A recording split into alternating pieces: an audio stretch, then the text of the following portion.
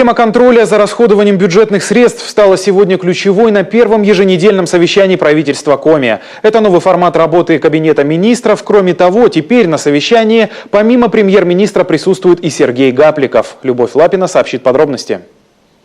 Этот год для Кабинета министров начался с глобального обновления, новый состав правительства и новый формат еженедельных совещаний. Сергей Гапликов задает тон встречи и начинает с главного. Время напряженное, потому и работа предстоит серьезная. При этом планы у республики амбициозные. Считаю, что время напряженное, да, безусловно, но ничего драматического в этом нет. Хочу отметить, если вы спросите у любого нефтяника, который имеет более-менее, так сказать, длительное время работы, он скажет: да, коллеги, и при 3, и при 5 долларах за баррель работали. И ничего в этом страшного нет. Другой вопрос, как проводить соответствующую ценовую политику, как смотреть соответствующие свои приоритеты, расставлять цели и задачи, как их достигать, какими методами. А методы должны быть одни. Во-первых, законные, во-вторых, все ресурсы должны быть направлены на стабилизацию. Первый и крайне важный вопрос – контроль над бюджетными расходами. В этом плане позиция республики жесткая. С 1 марта регион перейдет на единую систему госзакупок. Сергей Гапликов подчеркивает, в иных условиях эта мера, возможно, и была бы не столь крайней и необходимой, но сейчас она, безусловно, оправдана. Под централизацию закупок товаров, услуг и работ подпадут все контракты стоимостью выше 250 тысяч рублей. Централизация закупок, она будет осуществляться по следующим межбюджетным трансфертам.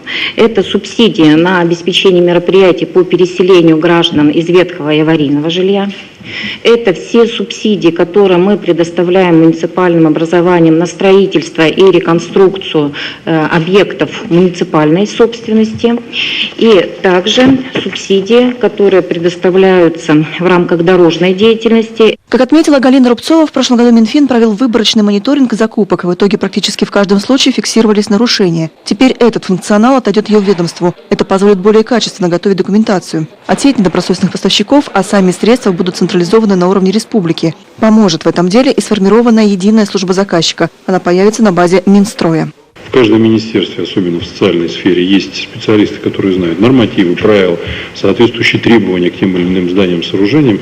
Но аж как строить, это уже точно не дело ни Минобразования, ни Минкультуры, ни здравоохранения и так далее. Поэтому здесь тоже, коллеги, надо понимать, что загружать несвойственными функциями специалистов, которые должны заниматься только профильной работой, это наша тоже с вами задача. И здесь разделение и несовмещение функций, а как раз не запараллеливание этих процессов, а четкая формализация и распределение ответственности за свои, так сказать, обязанности. Здесь тоже важный фактор прозрачности и важный фактор четкого понимания, чем каждый у нас занимается.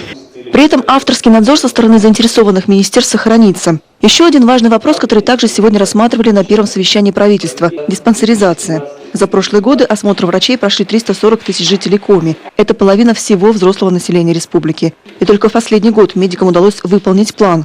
Хуже всего дела обстоят в Усинске. Там диспансеризацию прошли всего 68% жителей. Столь низкие показатели – результат нехватки медиков. Сергей Гапликов призвал власти на местах внимательно относиться к вопросам здравоохранения и сохранения здоровья граждан. Недоработки муниципальных властей не должны влиять на возможность людей пройти качественное обследование. Любовь Лапина, Константин Стратиенко, телеканал Юрган.